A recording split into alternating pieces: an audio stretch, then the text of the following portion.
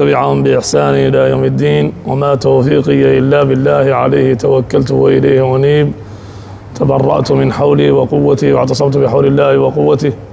أما بعد، والسلام عليكم ورحمة الله وبركاته. أولا ينبغي أن نحمد الله تبارك وتعالى جميعا على نعمه التي لا تحصى، فنقول الحمد لله لا نحصي ثناء على الله.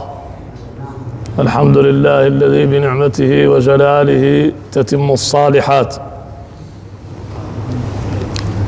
من نعم الله تبارك وتعالى الجلوس في مجالس العلم وحلق الذكر، لأن ملائكة ينزلون في الطرقات يبحثون عن مجالس الذكر، فإذا وجدوها حفوا بها، وكان لتلك المجالس من الأجر والخير الشيء العظيم. كل واحد منا ينبغي أن يصحح النية فينوي طلب العلم، لعل الله سبحانه وتعالى أن يجعلنا ممن يسهل لهم طريقا إلى الجنة. من سلك طريقا يلتمس فيه علما سهل الله له به طريقا إلى الجنة. اليوم إن شاء الله تعالى نتحدث عن بعض الآداب المتعلقة بالصلاة الفريضة، بعض الأحكام المتعلقة بصلاة الفريضة. صلاة الفريضة هي أعظم شيء يطالب به الإنسان بعد الشهادتين، بعد أن تقول لا إله إلا الله محمد رسول الله. أعظم شيء تطالب به بعد ذلك أن تؤدي هذه الصلاة. والصلاة ملفها هو أول الملفات التي تفتح مع الإنسان يوم القيامة، وهي أول الملفات التي تفتح مع الإنسان في قبره. إن أول ما يسأل عنه العبد يوم القيامة من عمله صلاته، فإن صلحت فقد أفلح ونجح، وإن فسدت فقد خاب وخسر. والصلاة أيضا هي أول ما يسأل عنه على الصراط. الصراط عليه 7 عقبات، أي 7 وقفات من الملائكة. هؤلاء الملائكة يسألون الإنسان عن 7 ملفات. هذه الملفات أولها ما يتعلق بالصلاة. وقد قال بعض العلماء: وللصراط عقبات تأتي، يسأل في الأولى عن الصلاة، ثم عن الزكاة في الأخرى، وفي الأخرى عن الصوم السؤال ذا يفي، ثم ذات الحج، ثم ذات برور الآباء والأمهات، عقبة الجار تلي ممرا، فذات حق الآدمي طرا. إذن أول ما يسأل عنه الإنسان على الصراط هو أنه يجد ملائكة لا يسألونه إلا عن صلاة الفريضة. ماذا فعلت بها يوم كذا وليلة كذا؟ ماذا فعلت بصلاة الصبح؟ وماذا فعلت بصلاة الظهر؟ وماذا فعلت بصلاة العصر وصلاة المغرب وصلاة العشاء وصلاة الجمعة؟ هذه الصلوات المفروضة المكتوبة ماذا فعلت معها؟ أول ما ينبغي أن نحرص عليه ونحن نريد أن نؤدي الصلاة أن نتطهر. واعلموا رحمكم الله تعالى أن الطهارة سبب من أعظم أسباب محبة الله جل وعلا، من أعظم أسباب محبة الله جل وعلا لعبده أن يكون محافظا على الطهارة. وأول الطهارة التي ينبغي للعبد أن يحافظ عليها النزاهة والتنظف والاستبراء من البول. ولذلك رسول الله صلى الله عليه وسلم قال: تنزهوا من البول فإن عامة عذاب القبر منه. تنزهوا من البول فإن عامة عذاب القبر منه. واسمعوا أنتم أيها الأطفال، من أراد منكم أن يقضي حاجته ويذهب إلى الحمام فعليه أن يتأنى حتى ينتهي وحتى يتطهر أيضا بعد ذلك. تنزهوا من البول فإن عامة عذاب القبر منه. لا يصل بك الاستعجال والعجلة إلى أن تذهب قبل أن ينتهي وقبل أن تتطهر. وقد مدح الله تبارك وتعالى رجالا بطهارتهم من البول، فقال سبحانه وتعالى: لمسجد أسس على التقوى من أول يوم أحق أن تقوم فيه رجال يحبون أن يتطهروا والله يحب المطهرين. فيه رجال يحبون أن يطهروا والله يحب أن يتطهروا والله يحب المطهرين. قالوا لما سئلوا عن طهارتهم قالوا: كنا نجمع الحجر والماء، يعني أنهم يتطهرون بحيث لا يبقى شيء عالق بهم من النجاسة. الطهارة الثانية هي أن يغتسل الإنسان إن كان عليه ما يوجب الغسل. إن كان عليه ما يوجب الغسل أن يغتسل فيغسل جميع بدنه من رأسه إلى قدمه، لا يتجاوز شيئا من بدنه. اعلموا رحمكم الله تعالى أن الجنابة ذكر كثير من أهل العلم أنها هي السرائر التي تبلى يوم القيامة، كما قال الله تعالى: يوم تبلى السرائر. قال كثير من أهل العلم: السرائر يراد بها الطهارة من الجنابة لأنها سر بين العبد وربه، ولأنه لا يطلع عليها إلا الله تبارك وتعالى. كذلك أيضا ذكر العلماء أن الأكل على الجنابة من موجبات الوسواس الذي تلزمه الجنابة ولا يغتسل منها ويتناول طعامه وشرابه. هذا من الأمور التي تؤدي إلى الوسوسة. كذلك أيضا الوضوء بالنسبة لمن لزمه الوضوء، والوضوء عبادة من أجل العبادات وأعظمها، ويكفي في فضل الوضوء أنه كفارة للذنوب والخطايا. فإذا تمضمض الإنسان خرجت الخطايا من فيه مع الماء أو مع آخر قطر الماء. وإذا غسل وجهه كذلك، وإذا غسل يديه إلى المرفقين، وإذا غسل رجله، كل عضو غسله تخرج الخطايا مع الماء أو مع آخر قطر الماء. فالوضوء سبب لمغفرة الذنوب ومحوها وغسلها.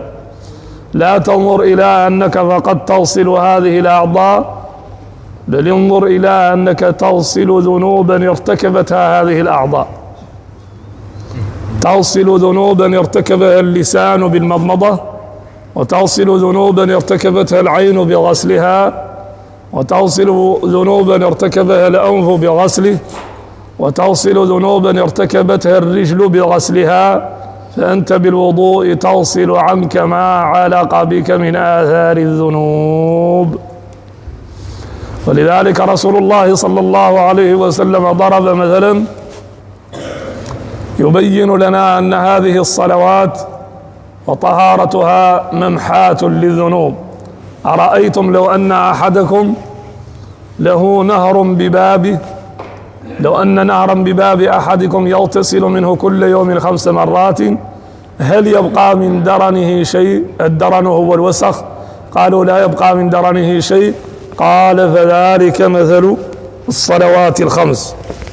قال فذلك مثل الصلوات الخمس يمحو الله بهن الخطايا ويرفع بهن الدرجات. يمحو الله بهن الخطايا ويرفع بهن الدرجات. والوضوء من آدابه أن يكون في مكان طاهر معد للطهارة، لا أن يكون في مكان نجس أو معد للنجاسة.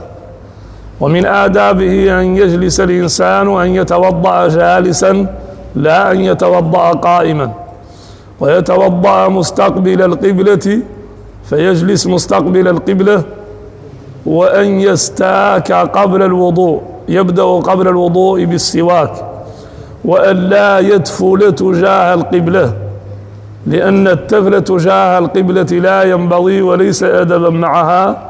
وقد جاء في الحديث أن النبي صلى الله عليه وسلم قال: من تفل تجاه القبلة جاء يوم القيامة وتفلته بين عينيه وهي أحمى ما تكون. ولذلك لا ينبغي للإنسان أن يتفل تجاه القبلة، لا في أثناء الوضوء ولا قبله ولا في أي وقت من الأوقات.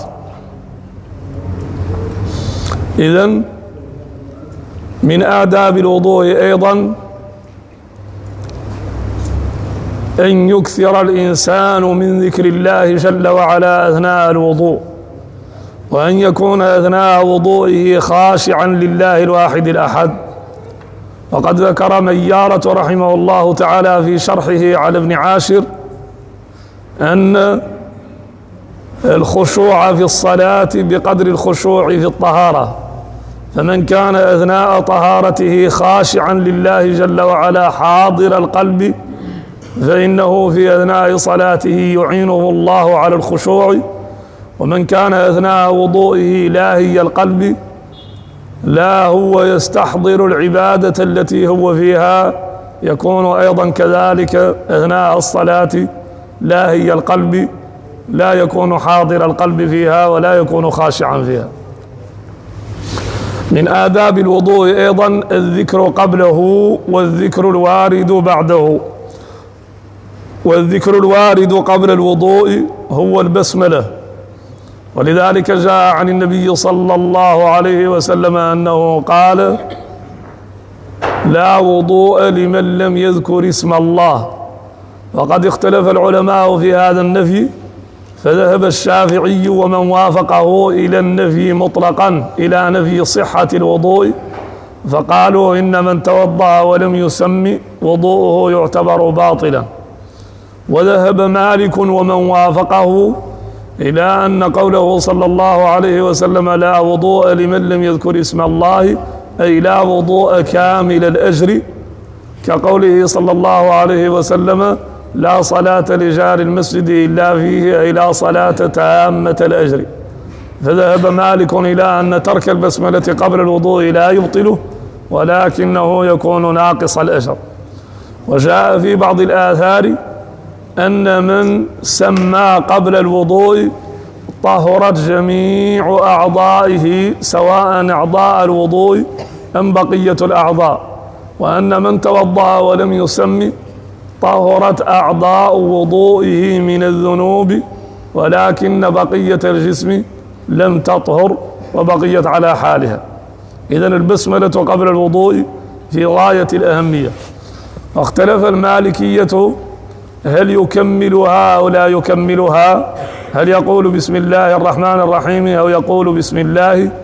وقد ذكر التتائي رحمه الله تعالى من المالكية قولين في هذه المسألة، فقال إن بعض المالكية قالوا يندب إكمالها، وبعضهم قالوا يندب الاقتصار على بدايتها بسم الله، ولكن المشهور هو إكمالها، أن تقول بسم الله الرحمن الرحيم.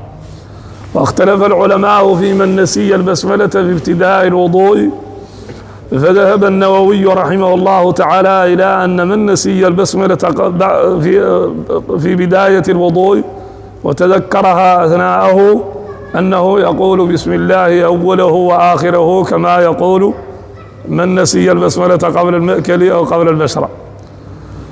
وهناك من العلماء من رد عليه بأن ما يتعلق بالأكل والشرب ورد عن النبي صلى الله عليه وسلم. وأما الوضوء فإن البسملة لم ترد إلا في ابتدائه، فمن نسيها في ابتدائه لا ينبغي إلا أن يسمي فيقول بسم الله الرحمن الرحيم، وذلك لما بقي من الوضوء. أما أن يقول بسم الله أوله وآخره فهذا يحتاج إلى دليل ولا دليل عليه. إذن البسملة قبل الوضوء من آدابه المؤكدة. كذلك أيضا من آداب الوضوء أن يجلس المتوضئ على شيء مرتفع، أن يجلس المتوضئ على شيء مرتفع. والوضوء سلاح المؤمن، فالمتوضئ لا يصيبه السم ولا يصيبه السحر ولا يصيبه السوء أبدا، وخصوصا ما يتعلق بالشياطين. لا تستطيع الجن أن تصيب المتوضئ، ولذلك النبي صلى الله عليه وسلم قال الوضوء سلاح المؤمن. فإذا أردت أن يحفظك الله جل وعلا في بيتك وخارج بيتك فكن على وضوء، فأنت في حفظ الله ما دمت متوضئا. كذلك الوضوء أيضا من أسباب محبة الملائكة الكرام للعبد المؤمن، فالمتوضئ محبب إلى الملائكة. الملائكة يحبون المؤمن المتوضئ، ومحبة الملائكة تؤدي إلى أن يدعون لك بالخير، أن يدعو لك بخير، وتدعو إلى أن يشفعوا لك يوم القيامة. وفوائد محبة الملائكة لك كثيرة، فالملائكة لا تحب إلا ما يحبه الله جل وعلا لأنهم معصومون، فمحبتهم هي محبة إلهية، فلا يحبون عبدا إلا لقربه من الباري جل وعلا ومحبة الباري جل وعلا له. فإذا أحبتك الملائكة فهذا دليل على محبة الله جل وعلا لك. ولذلك النبي صلى الله عليه وسلم ذكر أن الله جل وعلا إذا أحب عبدا نادى عبده جبريل إني أحب فلانا فأحبه، فيحبه جبريل، ثم ينادي جبريل في أهل السماء إن الله يحب فلانا فأحبوه، ثم ينزل الله تعالى له المحبة في الأرض فلا يراه أحد إلا أحبه دون أن يدري سبب هذه المحبة، يجد في نفسه محبة لهذا العبد لا لشيء ظاهر ولكن لشيء عظيم خفي هو محبة الله الواحد الأحد لهذا العبد ومحبة أهل السماء من الملائكة له. كذلك أيضا الوضوء لا يحافظ عليه إلا مؤمن، الوضوء لا يحافظ عليه إلا مؤمن. فإذا أردت أن تكون لك شهادة من النبي صلى الله عليه وسلم أنك مؤمن فعليك أن تحافظ على الوضوء، فالوضوء لا يحافظ عليه إلا مؤمن. لا يمكن للمنافق أن يحافظ على الوضوء، ولذلك الذي لم يستقر الإيمان في قلبه ويمتلئ منه تارة يتوضأ وتارة يتقاعس عن الوضوء، تارة إذا كان في الحر واستعمال الماء مريح ونفسه تدعوه إليه توضأ، أما إذا كان في وقت الشتاء والبرد وآخر الليل وصلاة الصبح إذا به يتقاعس عن الوضوء، تارة لأن ضرسه قد تؤلمه، وتارة لأن أذنه، وتارة لأنه فيأتيه الشيطان في الكثير من الأعذار حتى يترك الوضوء.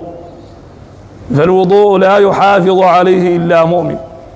والوضوء أيضا من أعظم ما فيه من الفوائد أنه العلامة التي يعرفنا بها رسول الله صلى الله عليه وسلم يوم القيامة. وانتبهوا رحمكم الله إلى هذا، النبي صلى الله عليه وسلم سئل يا رسول الله كيف تعرفنا من سائر الأمم يوم القيامة تجتمع بكاملها من لدن آدم عليه السلام وإلى آخر شخص يولد، ستأتي أمة إبراهيم وتأتي أمة نوح وتأتي أمة إسماعيل، وتأتي أمة عيسى وأمة موسى، أمم الأنبياء جميعا ستأتي، وستأتي القرون التي ما ذكر الله تعالى لنا عنها شيئا، وقرونا بين ذلك كثيرا. هذه القرون الكثيرة سيأتي أهلها. قالوا كيف ستعرفنا يا رسول الله؟ فضرب لهم النبي صلى الله عليه وسلم مثلا عظيما. هذا المثل هو: إذا كان رجل عنده خيل وجوهها بيض وأرجلها بيض بين خيل سود بكاملها، هل يعرف خيله أو لا يعرفها؟ يعرف خيله. قالوا يا رسول الله نعم يعرفها. قال فكذلك أنتم تأتون يوم القيامة غرا محجلين من آثار الوضوء، غرا محجلين من آثار الوضوء. فانتبهوا رحمكم الله إلى هذا. العلامة التي يعرفك بها النبي صلى الله عليه وسلم يوم القيامة هي الوضوء، لأن الوجه واليدين إلى المرفقين والرجلين وأعضاء الوضوء تأتي يوم القيامة بيضاء من غير سوء، من غير برص، لكنها علامة على أن هذا العبد كان محافظا على الوضوء، فيعرفه النبي صلى الله عليه وسلم أنه من أمته.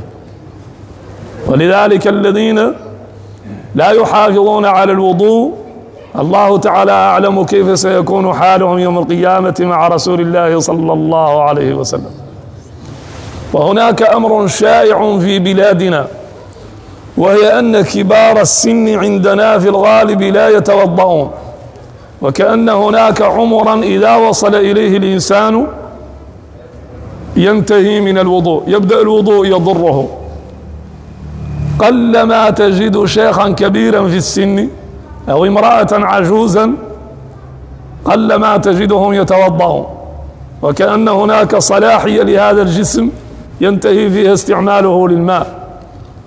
وهنا ينبغي أن نقتدي بعباد الله الصالحين، ورحم الله تبارك وتعالى المرابط الحاج الفحف، ذاك العالم الورع الصالح التقي النقي الذي كان من أعظم صفاته المحافظة على الوضوء، بحيث إن آلة وضوئه المقرج لا يمكن لأحد أن يلمسها، وكأنها لا تفارقه ليلا ونهارا، وتكون دائما مليئة بالماء، لا يمكن لأحد أن يأخذها، ولا يمكن أن تكون في وقت من الأوقات إلا وهي ممتلئة بالماء. فحافظوا رحمكم الله تعالى على الوضوء، ولا تستهينوا بهذه العبادة، ولا تلجأوا إلى التيمم إلا لضرورة. ومن لجأ إلى التيمم بضرورة شرعية فهو كالمتوضئ في الحكم، كل منهم امتثل ما أمر الله جل وعلا به. أما من تيمم وهو قادر على الوضوء فإنه لم يتطهر ولم يصلي، فصلاته باطلة لا قيمة لها. ومن الخطأ الذي يقع فيه كثير من الناس أن الإنسان تكون عليه جنابة فيتقاعس عن الغسل أو يترك الغسل لمرض نحسن به الظن، ولكنه يتوضأ ويصلي بالوضوء، وهذا لا قيمة له. فالجنوب إما أن يغتسل وإما أن يتيمم، وإذا تيمم وكان حكمه التيمم فصلاته صحيحة وقد سقط عنه قضاؤها. أما إذا توضأ وصلى فإن صلاته تعتبر باطلة، لأن الوضوء لا يطلب منه، فالذي يطلب منه هو الغسل إن كان قادرا، وإن لم يكن قادرا فإنه يطلب منه أن يتيمم. لا تترك الوضوء لأن الوقت باردا، ولا تترك الوضوء لأن الماء باردا.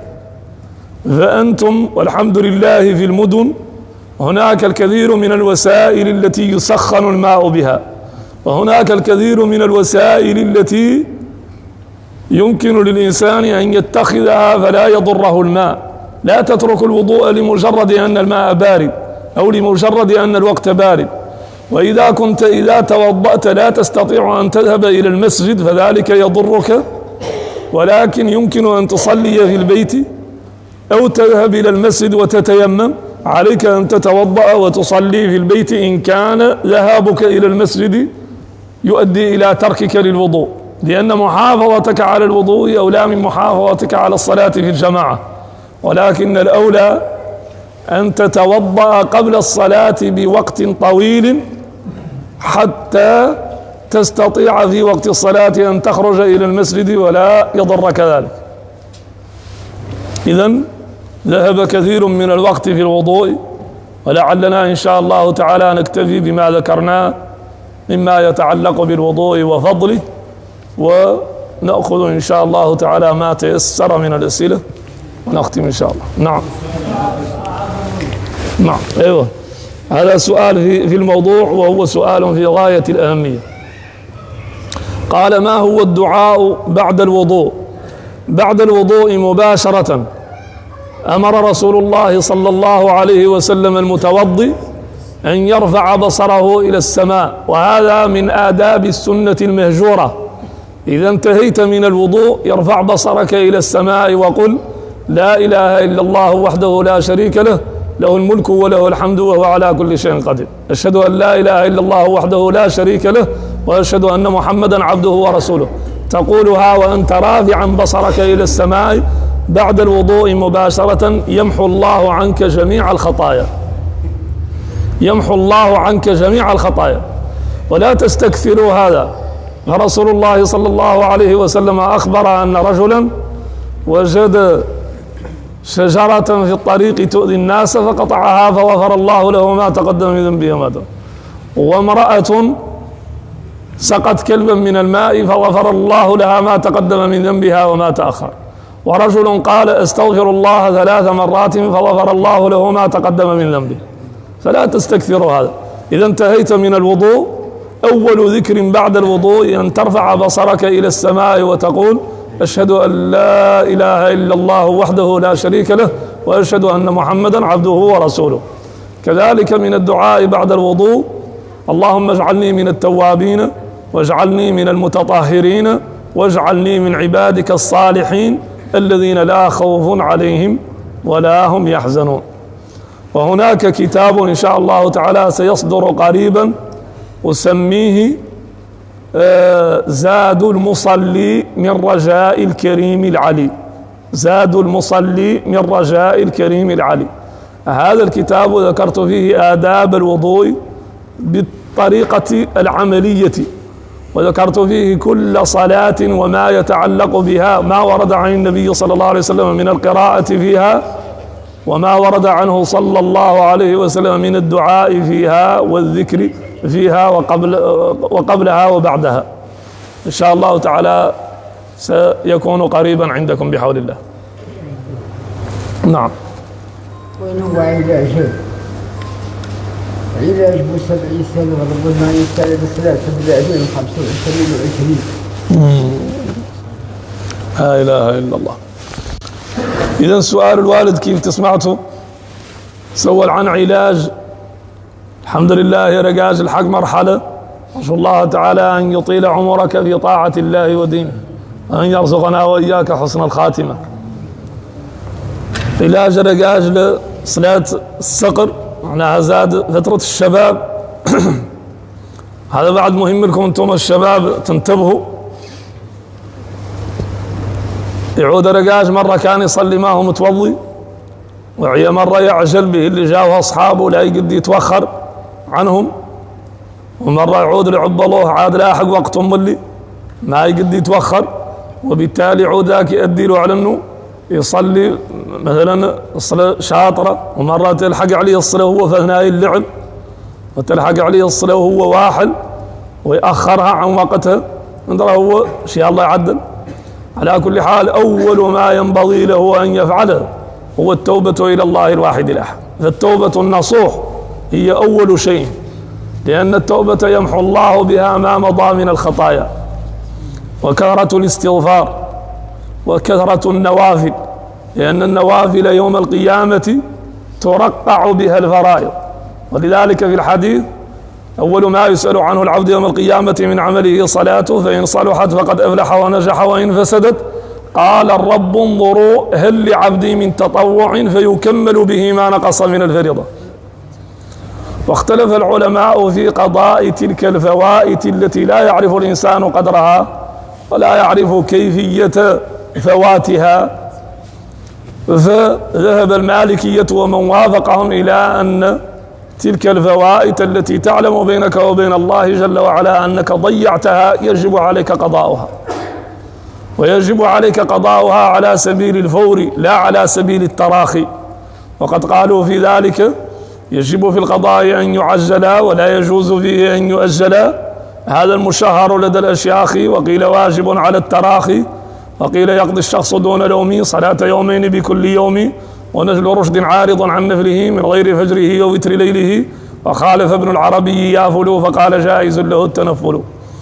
وذهب بعض العلماء إلى أن إضاعة صلاة واجبة ليس له من التكفير إلا التوبة، فهو كاليمين الغموس أعظم من أن يكفر بالقضاء أو يكفر بكفارة، وإنما يكفر بالتوبة النصوح.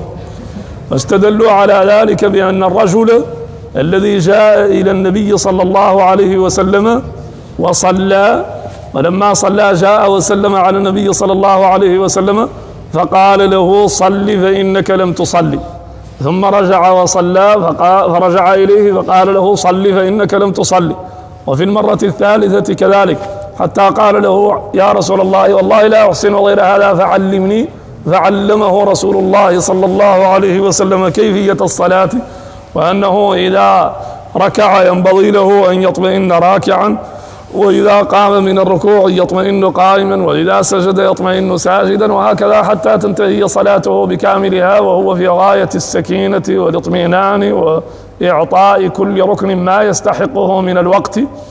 ولكن النبي صلى الله عليه وسلم ما أمره أن يقضي ما فات من الصلوات، فأخذ أهل الحديث من ذلك عدم طلب القضاء، وأنه ينبغي له فقط أن يحافظ على ما بقي من عمره، يحافظ على الصلوات ويكثر من النوافل.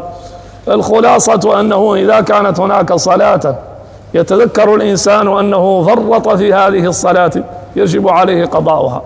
وأما إذا كان فقط يتذكر أنه في صغره لم يكن محافظا كثيرا على الصلاة، وأنه تارة قد تكون هناك صلوات ضاعت عليه أن يكثر من النوافل ويكثر من التوبة والاستغفار ويحسن فيما هو آت، فيغفر الله جل وعلا له ما مضى. نعم.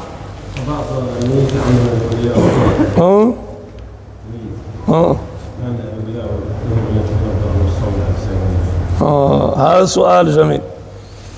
سأل عن الميت من مات وهو مطالب بشيء من رمضان يعلم أهله أنه ما قضى ما هو مطالب به وكان قادرا عليه، هل يصومون عنه أم لا يصومون عليه؟ ورد في الحديث عن النبي صلى الله عليه وسلم أنه يمكن الصوم عن الميت، ولكن هذا الحديث تكلم فيه كثير من أهل العلم ولم يأخذ به كثير من أهل العلم، وذلك راجع لسنده وصحته. وعليه فإن من مات وهو مطالب بصوم ينبغي لنا أن نكثر له من الاستغفار ونكثر له من ذكر الله جل وعلا ونكثر له من الدعاء، وهو إن شاء الله تعالى ربه جل وعلا وربنا جميعا رحيم غفور. لكن أيضا يمكن أن يحج عنه، والحج عن الميت لا يسقط عنه الفريضة إن كان فرط فيها، ولكن إن شاء الله تعالى ينال أجر الحج. ويمكن أن يعتمر عنه، فمن مات له ميت لم يعتمر يمكن أن يؤدي عنه العمرة بأن يقول لبيك اللهم عمرة عن فلان، ويكون أجرها لذلك الميت، وهكذا. أيوة شوفوا هذا مبصرات. خلق مرة كنت تصلي مع إمام سر جلسة الوسطى الخبير ما أحسن هذا، ما شاء الله، هذا الولد ما شاء الله مبارك. هذا السؤال نحن أحوج إليه من هذا الولد الذي طرح السؤال. ذكر أنه كان يصلي مع إمام وأن الإمام ترك جلسة الوسطى فلم يأت بها، وأنه أيضا ما جاء بالقبل، فالولد يعرف أن الإمام في هذه الحالة مطالب بالقبل. إذن هذه الحالة اختلف فيها الشيوخ المالكية، منهم من قال هذا القبلي يبطل الصلاة عدم سجوده، ومنهم من قال عدم سجوده لا يبطل الصلاة. وهنا ينبغي أن نفصل قليلا فيما يتعلق بجلسة الوسطى ونسيانها. جلسة الوسطى تعتبر سنة مؤكدة، ومن نسي عنها ولم يتذكرها إلا بعد أن فارق الأرض بيديه وركبتيه فإنه ينبغي أن لا يرجع إليها، لأنه في طريقه إلى الواجب الذي هو القيام، والجلسة سنة ولا ينبغي أن يرجع من الواجب إلى السنة، وبالتالي يواصل. لكن إذا خالف حكمه بأن فارق الأرض بيديه وركبتيه فسبح الناس له أو تذكره فرجع وجلس، فإنه في هذه الحالة يكون خالف حكمه، ولكن ينتقل من سجود القبلي إلى سجود البعدي لزيادة القيام الذي حصل. أما إذا فعل حكمه وقام ولم يتذكر جلسة الوسطى إلا بعد أن رفع وواصل في صلاته، فإن حكمه أن يسجد القبلية، لأن جلسة الوسطى تعتبر من السنن المؤكدة الثمانية التي يسجد القبلي لتركها. والسنن الثمانية المؤكدة هي التي أشار لها بعض العلماء بقوله سينان شينان كذا جيمان تآن عد السنن الثمان، فالسر والسورة للسنين والجهر والجلوس للجيمين وللتشهدين قرشنان تكبيرة تسميعة تآن. والأصل في سجود السهو ينبغي أن نعلم أنه مما روي عن رسول الله صلى الله عليه وسلم.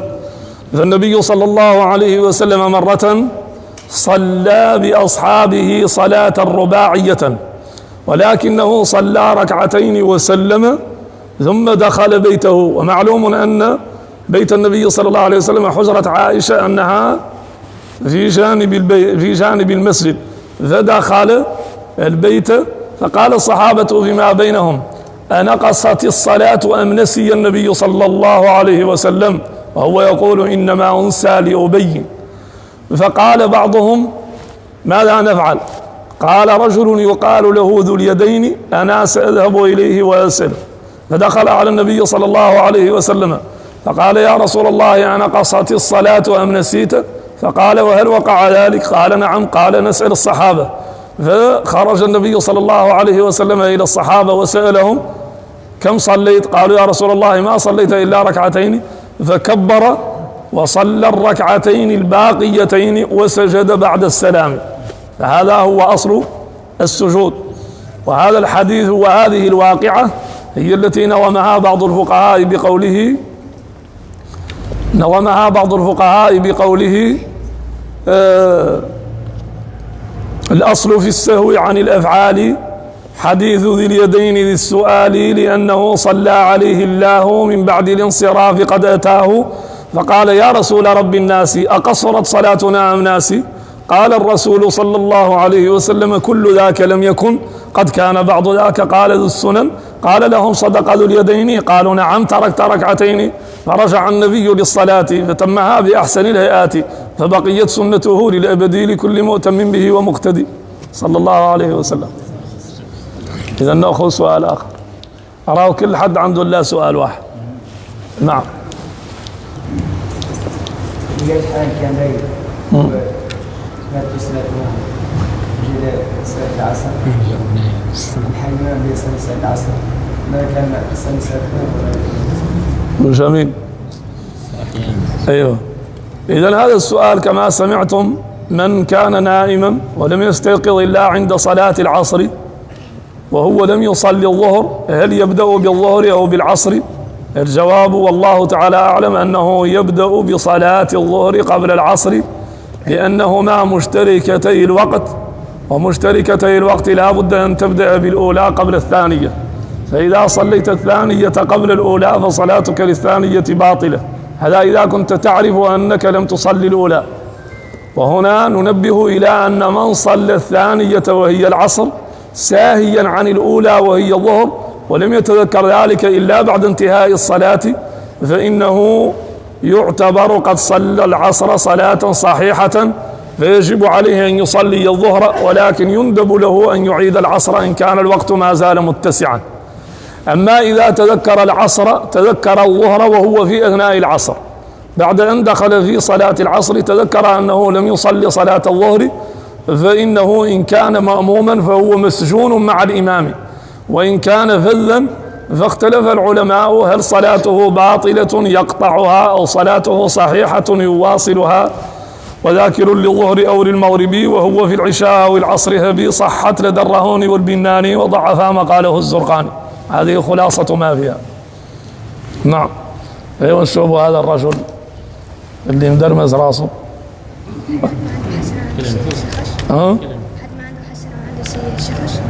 حد ما عنده حسنة عنده إلا السيئات. ما عنده حسنة ولا عنده سيئة.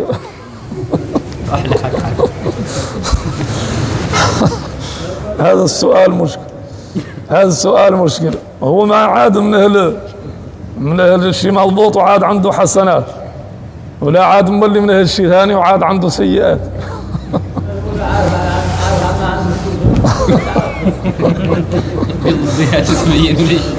على كل حال راجين إن شاء الله على أنه ما يعود فينا احنا بعد الجماعة.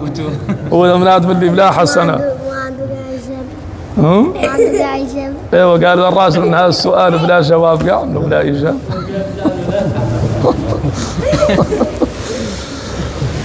على كل حال هذا بعد لا يجرنا ننبه على شيء من فضل الله. ذكر رسول الله صلى الله عليه وسلم ان عبدا من عباد الله ياتي يوم القيامه فيعرفه الله بذنوبه بكاملها فيعرفها. يوم كذا فعلت كذا، هل تذكر هذا؟ ترجع إليه ذاكرته بحيث يكون كأنه في الوقت الذي عمله. الذاكرة التي ذهبت إلى الأرض ومكثت فيها سنوات مئات السنين وأكلتها التراب والجسم أكل بكامله، الذاكرة تتذكر الذنب كأنها في اللحظة التي فعل فيها. ليلة كذا فعلت كذا، هل تذكره؟ يتذكره وكأنه في الوقت الذي فعله فيه، حتى يعرف جميع ذنوبه ويتأكد أنه هالك لا محالة.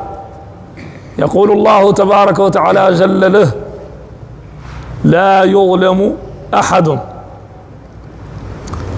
يقول جل وعلا: انظروا هل لعبدي من عمل صالح. فتبحث الملائكة فتأتي بورقة صغيرة كتب فيها لا إله إلا الله، لم ينطق بها إلا مرة واحدة، ولم تسجل له الملائكة من خير غير ما سجل في هذه الورقة. فتوزن الأعمال، فتوضع جبال السيئات في كفة السيئات، وتوضع الورقة الصغيرة التي كتب فيها لا إله إلا الله في كفة الحسنات، فترجح لا إله إلا الله بكل تلك الحسنات فيذهب إلى الجنة. لا إله إلا الله لو وزنت بالسماوات والأرض وما فيهن لوزنتهن. بالله عليكم أكثروا من لا إله إلا الله. لا تستهينوا بهذه الكلمة، لا إله إلا الله. لا إله إلا الله الباقي بلا زوال. هذه الكلمة لا تستهينوا بها. من كان آخر كلامه لا إله إلا الله دخل الجنة. من كان آخر كلامه لا إله إلا الله دخل الجنة.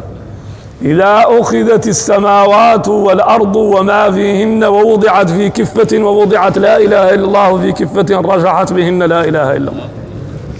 نعم. إذا نشوف سؤال هذا الولد. أيوة. شجرة الزقوم. ما هي شجرة الزقوم؟ لا إله إلا الله. هذول الأبناء يبدون أنهم يجروا المجلس شور الآخرة. كان ينبغي ان احنا الكبار نعود واحرص احنا على امور الاخره، واذكر سر ان الله هذول الابناء يذكرون بها. الولد يسول عن شجره الزقوم، الله يعيذنا ويعيذكم من ذاك، الله يجيرنا ويجيركم من ان نتذوقها. شجره الزقوم وصفها الله جل وعلا بقوله: طعام الأثيم كالمهل تغلي في البطون كغلي الحميم. عبارات خطيرة جدا، عبارات وقعها على القلب لا يكاد اللسان أن يعبر عنه. شجرة الزقوم طعام الأثيم كالمهل تغلي في البطون كغلي الحميم. أعاذنا الله وإياكم من ذلك. إذا ما عندنا من أخبار شجرة الزقوم، يكون خير الأخبار اللي هي ما جاء من ذلك عن الله جل وعلا. إذا لا نشوفوا حد من الكبار، كبار علماء. ها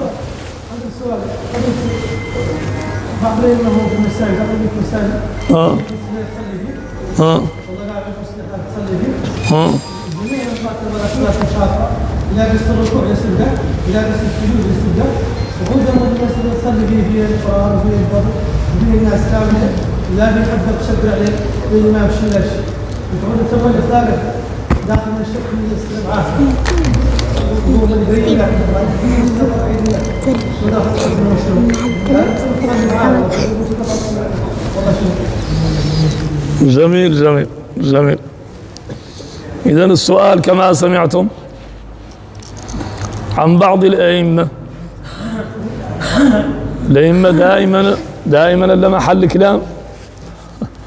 هذه طبيعة البشر، لا كل من تقدم أمام البشر يسوى فاش، لا بد يعود محل كلام.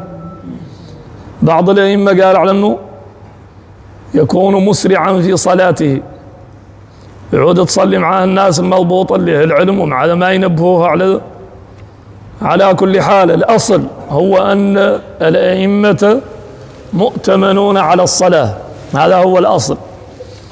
والأصل أن يكون الإمام عالما بشرع الله تبارك وتعالى، ماهرا بأحكام الصلاة وما يتعلق بها، هذا هو الأصل. وما من قاعدة إلا وفيها استثناء، وهذه القاعدة الاستثناء فيها من الناحية الشرعية، ولكن فيها استثناء من الناحية الواقعية. لقد تجد شخصا يؤم الناس وهو لم تتوفر فيه الشروط التي تخوله لذلك. على كل حال، إذا كان الإمام يؤدي فرائض الصلاة يؤديها فالصلاة معه صحيحة. وإذا كان يسرع في الركوع بحيث لا يأتي بالطمانينة، ويسرع من السجود بحيث لا يأتي بالطمانينة، فلا يمكن أن يصلى معه، لأن الصلاة معه في هذه الحالة تكون باطلة. والإمام يا الله لا يسلك بالناس مسلك الوسط، لا يكون بطيئا ولا يكون مسرعا، لأنه إن كان بطيئا فهذا منهي عنه، لأن النبي صلى الله عليه وسلم قال: أفتان أنت يا معاذ، من أم بالناس فليخفف، فإن منهم المريض والسقيم وذا الحاجة.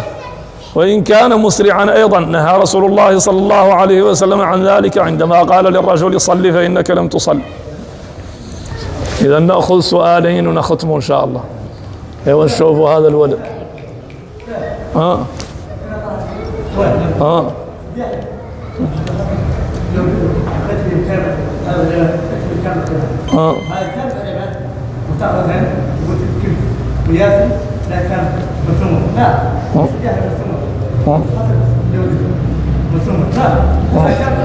آخرة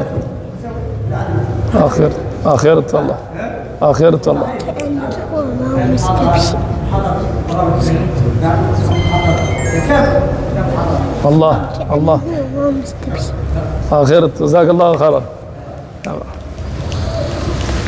إذا أيوه تفضل. أنا عندي سؤال يتكرر دائما، السؤال نختار بعض الحل.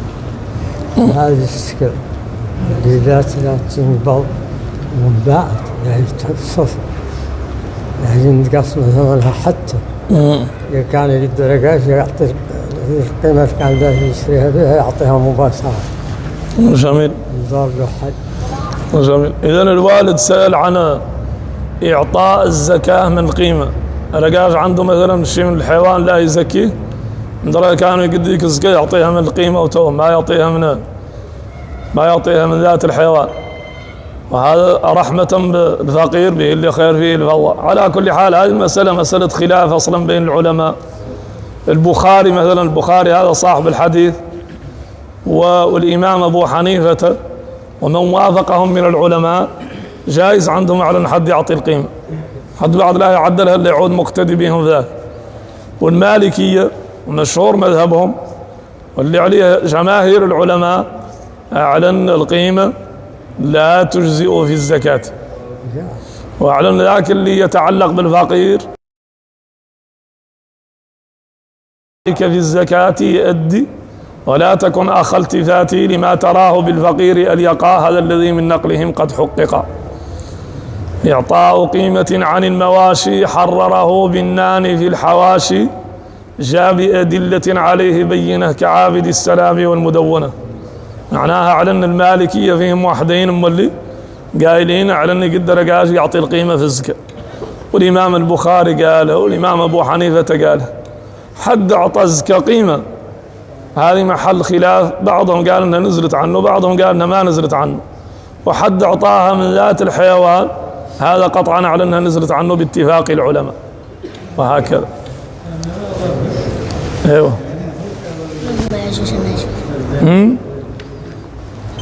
جوجة وما جوجة. الأولاد اليوم خطيرين.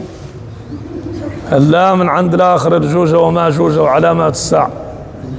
الولد سأل عن جوجة وما جوجة، إلا راجين إنهم بعد ما يوخوا ما حدا كذا قدك لين يجوا ما حدا كذا قدك. لا جوجة وما جوجة على خروجهم علامة من علامات قيام الساعة، وهم كما وصفهم الله تعالى مفسدون في الأرض.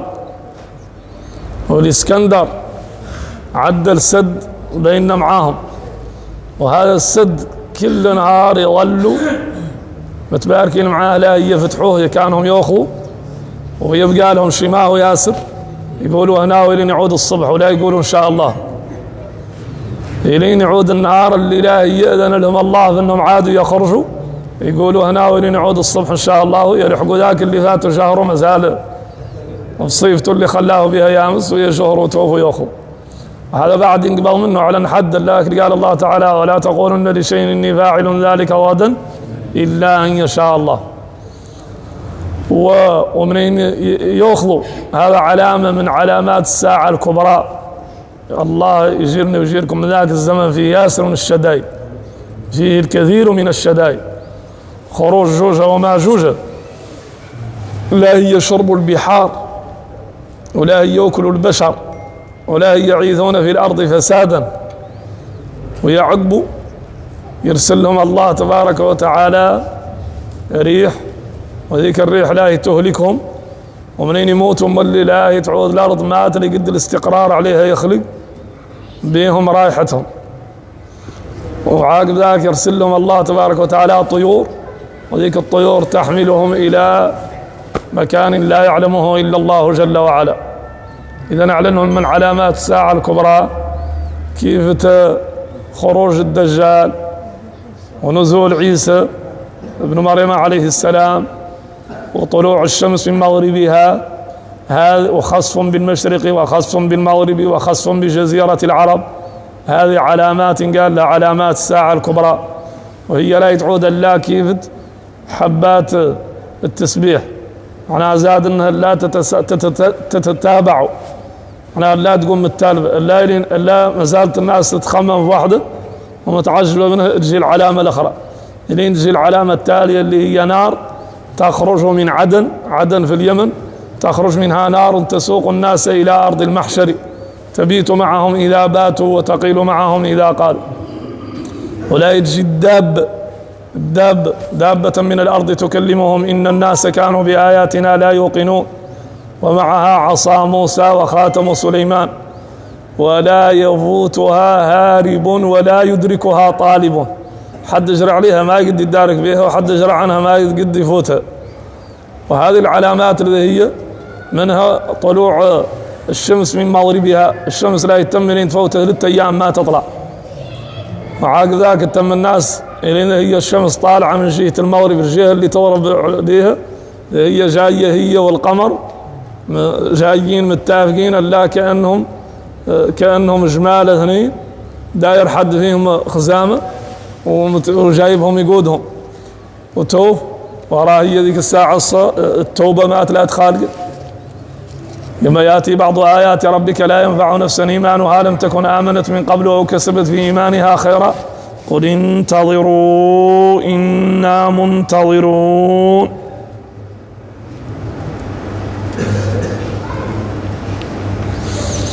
هذا السؤال مكتوب يقول ما حكم من يصلي مع إمام والإمام يطيل السجود وبعض المصلين يسجد قبله، الله يرفع قبله، هو بطيء في السجود، معناها زاد انه في طريق شور السجود ما هو سريع، معناها اللي انت لا يسجد يفوت ياسر ما سجد الين بعض المأمومين يسجد سابقه. هذا على كل حال ما هو جائز، المأموم يا الله يتبع الإمام، ولذلك النبي صلى الله عليه وسلم قال فإذا ركع فاركعوا، فإذا ركع معناها هو يعتبر ركع لن يحكم ركابه، وإذا سجد فاسجدوا، سجد بعد لين يفوت يطرح جبهته على الأرض، ذاك هو السجود. ولذلك الصحابة رضوان الله عليهم قالوا أنهم كانوا يتموا وقوف إلين اللي يسجد النبي صلى الله عليه وسلم وتكون جبهته على الأرض حتى ينحني الصحابة عند ذلك. ولذلك هذا اللي ذلك يعد الكثير من الناس على أنه يتفق مع الإمام، من يعود الإمام ماشي يمشي معه، ومن يعود واقف يوقف معه متفق معه، ذاك ما هو يا الله. فإذا ركع فاركعوا، غير الفاء هون تدل على الترتيب المتصل، كيف قالوا المالك في الألفية فأعطيه بواو سابقا أو لاحقا في الحكم أو مصاحبا موافقا، والفاء للترتيب باتصالي وثم للترتيب بانفصالي، معناه أنه يا الله حد يمشي عاقبه مباشرة. غير بعد هذا كامل ما يبطل الصلاة، إلى سجدت سابقه والله سجدت عاقبه والله سجدت معاه، الصلاة إن شاء الله ما تبطل، وإن كان هذا مخالف للسنة ومخالف للصلاة. أنت تبطل الصلاة تبطل عند منين السابق معاه في تكبيرة الإحرام والله في السلام. ولذلك بعض الفقهاء يقول وسابق في البدء أو من نطقا معه من أول فأبطل مطلقا، كذاك إن بعد ابتدى وسبقا في الختم لا غير ولا ما حققا، مسألة قد قالها الرهوني وقوله كاللؤلؤ المكنون. إذا أعلنا إن شاء الله تعالى لا هنا ختم، وراجين من الله جل وعلا أن يتقبل منا ومنكم صالح الأعمال، وأن يجمعنا جميعا تحت ظل عرشه يوم لا ظل إلا ظله. اللهم أصلح حالنا وأحسن عاقبتنا في الأمور كلها، وأجرنا من خزي الدنيا وعذاب الآخرة. اللهم احفظنا كبارا وصغارا، اللهم احفظنا كبارا وصغارا، اللهم يا ذا الجلال والإكرام احفظنا في الدنيا والآخرة، وعافنا في الدنيا والآخرة، وتول أمورنا في الدنيا والآخرة، وأصلحنا وأصلح قلوبنا وأصلح بنا وأصلح ذات بيننا. اللهم لا تجعل فينا ولا منا ولا معنا شقيا ولا محروما ولا عاقا لوالديه، وخذ بنواصينا إلى ما يرضيك عنا. اللهم إنا نسألك الفرح عند لقائك، اللهم إنا نسألك الفرح عند لقائك، اللهم إنا نسألك الفرح عند لقائك. اللهم ارزقنا جنتك، اللهم إنا نسألك الفردوس الأعلى من جنتك، النظر إلى وجهك الكريم، والشرب من حوض نبيك صلى الله عليه وسلم شربة لا نظمأ بعدها، وشفاعة نبيك صلى الله عليه وسلم وجواره في الفردوس الأعلى من الجنة. اللهم ارزقنا الفردوس الأعلى من الجنة، وأجرنا من النار، اللهم أجرنا من النار، اللهم أجرنا من النار. اللهم ارحم موتانا وموتى المسلمين، وتقبلنا وإياهم بأحسن قبول يا رب العالمين. اللهم ارزقنا الخوف منك والتوكل عليك يا ذا الجلال والإكرام. سبحان ربك رب العزة عما يصفون وسلام على المرسلين والحمد لله رب العالمين. الصلاة والسلام على سيدنا. تقبل الله منا ومنكم. تقبل الله منا ومنكم. يا مرحبا. الله يحفظكم. يا مرحبا. الله يرضى عنا عنكم. اكتب لنا ولكم رضا الذي لا سخط